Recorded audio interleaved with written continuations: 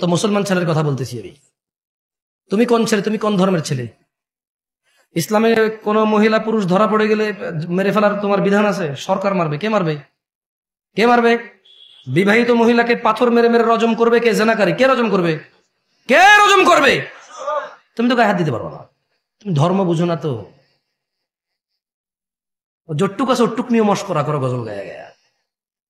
জট্টুক টুকটাক দেখা যায়, ওটুক নিয়ে মস্করা করো গজল গায়া, গান গায়া, সিনেমা নাটক করে। কৌতুক করে ধর্ম শিখাও। এখন সিনেমা করে দেখি তো, টেলিভিশনে আসে।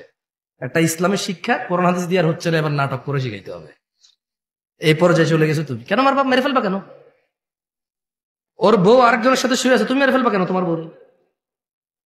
তোমার মেরে ফেলা বৈধতা আছে ওই মহিলাকে?